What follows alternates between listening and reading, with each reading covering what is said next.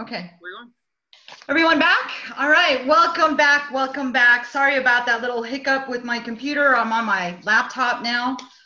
What we're gonna do next is we're gonna take a quiz. So how many of you, raise your hands please, how many of you were able to watch the car form videos? Okay, I see Shannon, Karen. Some people didn't. Uh-oh. Hold on. All that work. Most everyone. No, everyone raise your hand. Rebecca, are you there? Yeah. Did you watch the Sean. car? I know. I wanted to, and I completely forgot. Oh my God, Sean, it's so important. You Okay. have a big guilty grin on your face. He was quite busy. He was buying a big house. I forgot to. Sorry. Okay. So please, we're going to take a quiz. We're going to review basically the essence of this video. And, you know, this is one of the things that really, really excites me. When you're writing offers on the MLS and you're using, well, okay, before I begin, let me just say this. You know, this car form piece is going to make you a really powerful investor. You know, you're going to be able to confidently make offers on the MLS without any fear of losing your EMD. And, you know, as investors, you know, what's really important is we need to learn the rules so we know how to work around them, right? So this information that we're going to talk about right now is really critical as well, especially if you're planning on wholesaling properties. Obviously, this will also help you, like in Sean's case, or if you're planning on taking down the property and doing it yourself. You know, knowing these guidelines are going to make you a powerful investor. What we're going to share tonight, or what we're going to discuss, and what was discussed in the videos, you know, are, believe it or not, some items that even agents aren't aware of. And so by learning this and understanding what's in the car form, again, is going to make you a very powerful investor.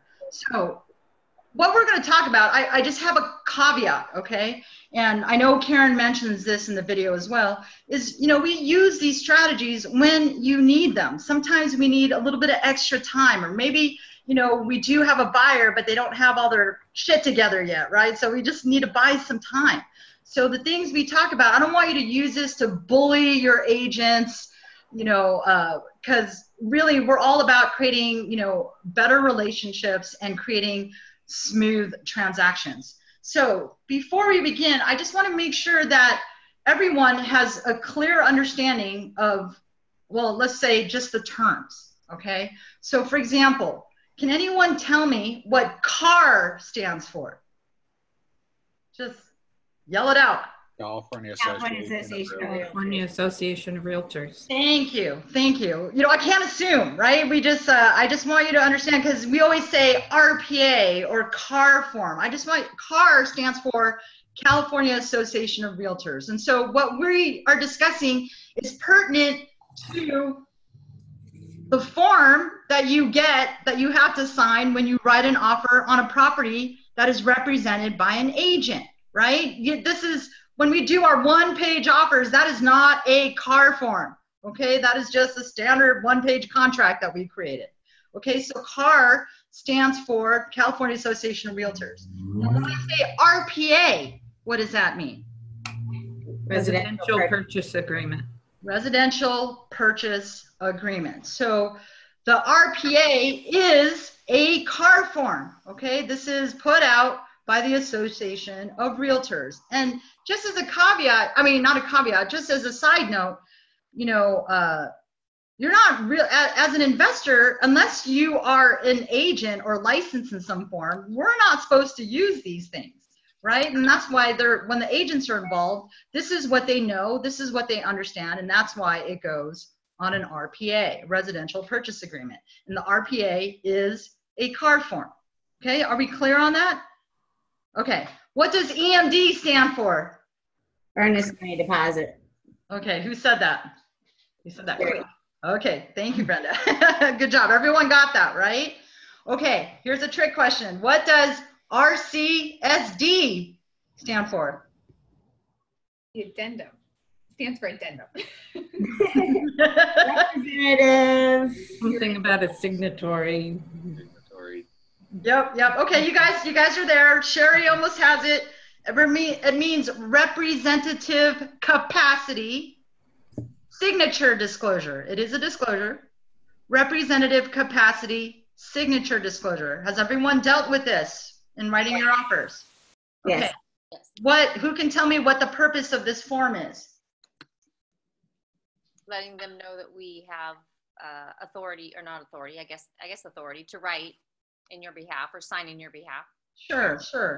So, I gave you guys, and it's in Dropbox under forms, it's in the Perusnik folder, but I wrote a written consent. And what I discovered in working with a lot of people, let's say, that are writing offers in our entity, I had one of two choices. Either you sign, or you have to sign my name, or we had to do authority, right, to sign on behalf of the LLC. So for those of you that already have entities, just know this is really useful. And as you build your team, if you want people to be writing offers for you, you can simply create or sign using an RCSD. And so typically this means you're signing on behalf of some sort of entity. Okay, it's just that simple. We don't have to make it complicated. Okay, and everyone has a written consent. It's in the Dropbox. But let me ask you this. Has any of your agents asked you for that written consent? Yes. Okay, Brenda says yes. Okay. Yes. So it works. I mean, usually, I can tell you this. Most agents won't even ask me. I won't even send it, right? I just tell them I'm part of the LLC, which I am, luckily. But, typically most agents won't even ask for it. But just know you have that available. Okay, now when I say seller disclosures, does anyone have an idea of what that is? Give me some examples. Natural hazard. Perfect. Who said that? Sherry. Sherry. Okay, what's a natural hazard, Sherry? Earthquakes, floods, fire. And then who has to provide that? The seller. The seller, right? Okay, so in most transactions, okay, in California, I'm referring to California here, there are certain disclosures that have to be provided when you have a deal under contract by the seller.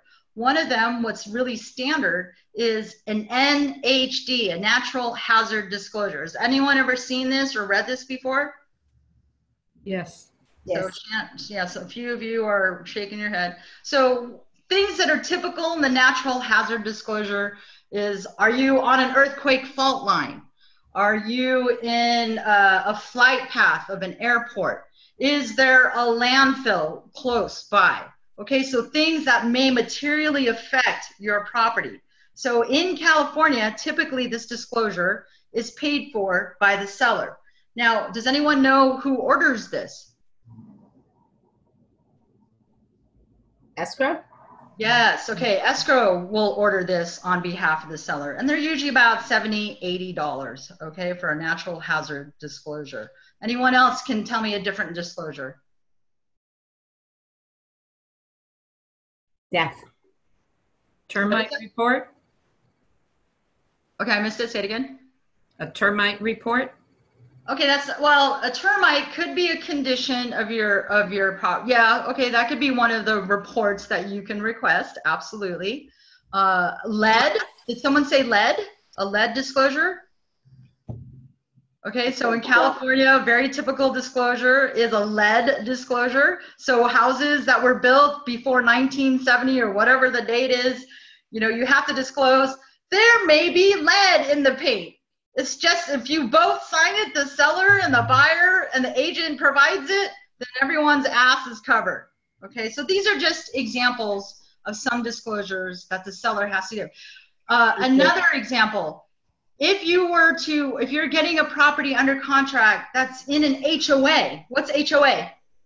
Homeowners Association. Okay, so you need to get the HOA documents, and those documents are called CC&Rs, bylaws, okay? So when you're buying a property, you need to be able to look at those because it can materially affect the purchase of whatever property. So for example, in a condo, when they give you the CC&Rs and the budgets and the bylaws, it's important to know that the condominium association is not in litigation, for example.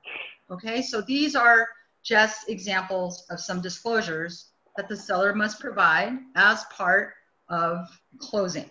Okay, what does contingency period mean? The length of time you have to do your due diligence in order to continue or get out of the contract. Perfect. I couldn't have said it better. Thank you. And so there are actually lots of contingencies that you can put on a deal. So another contingency could be a loan contingency.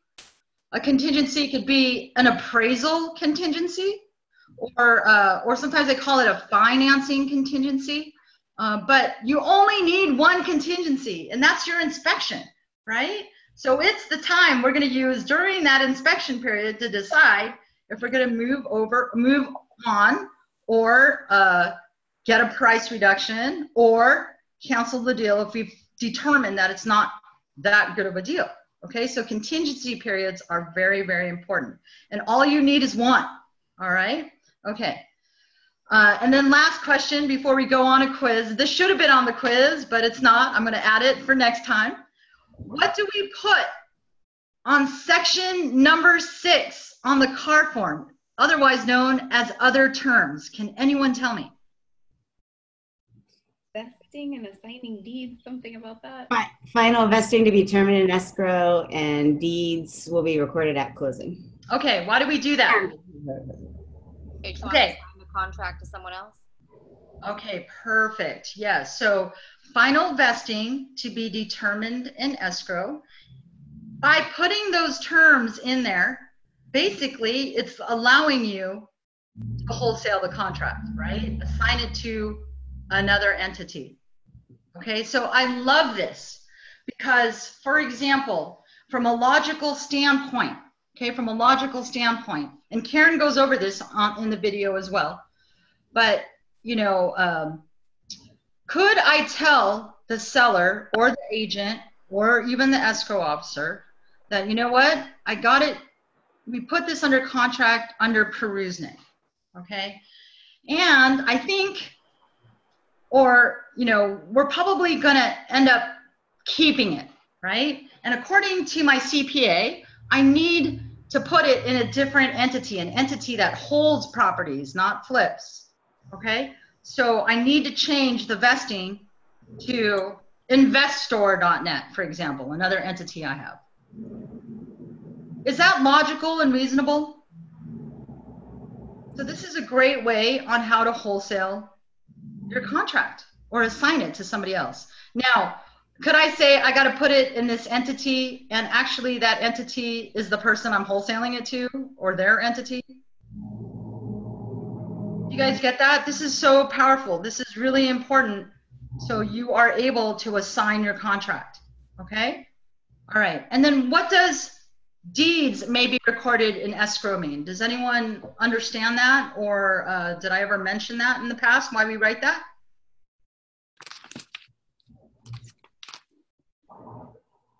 Can you repeat that, Iris? Why do we write deeds may be recorded in escrow in section 6? That if you take out a loan, you're basically going to record that loan on the property. Yes. Okay. Thank you, Sherry. So basically this gives us an out, right? I can say, look, I'm going in as cash, but you know, our timing is kind of went off on this deal. So I actually, all my cash is out. So guess what? I got to use a hard money lender. But you know what? We're still going to close in 10 days. We're still going to have a short inspection period or whatever you wrote on the on your contract. But guess what? In the event that all my cash is out of my account, I'm still going to close the deal, but I just may record a deed in escrow. And what that means, it's a deed of trust that's going to be recorded for my hard money lender. But let me say this. Even if I were to use my own cash to close the deal, guess what? I would still record a deed in escrow. And why would I do that?